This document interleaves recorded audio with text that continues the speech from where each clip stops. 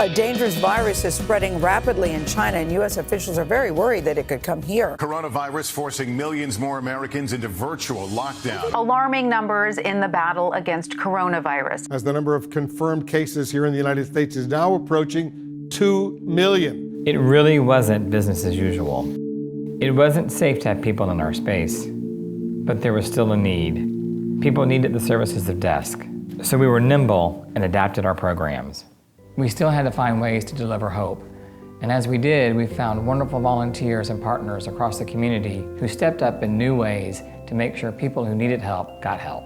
We used technologies to reach people by making work from home possible with a virtual switchboard and online tools. One of the most critical needs during the pandemic was housing instability. People were losing their jobs.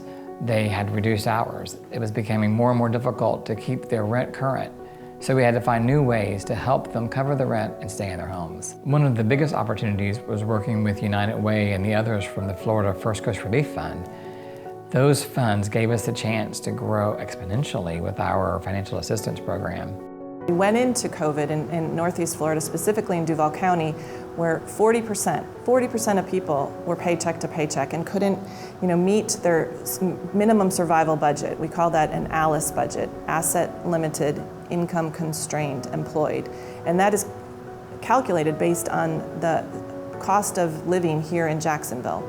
40% of people cannot meet that budget. They can't pay their rent and pay their bills and put food on the table. And so the Emergency Rental Assistance Program is funding from the federal government that needs to be deployed locally for people who were affected by COVID, who were 80% or less of the area median income, and we're prioritizing people who are 50% or less. That's people who are making $33,000 or less annually. And those are the people that we're working with DESC to make sure that we do everything we can to keep them in their homes.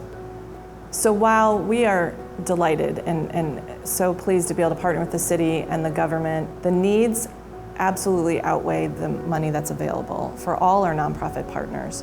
I couldn't encourage you more to support DESC, support United Way, support this network, an infrastructure that we're building to be able to serve our community. And not only do we work on meeting those basic needs, but then preventing people from having to have those needs. So keeping people in their homes and helping them get jobs so that they can pay for their basic needs themselves.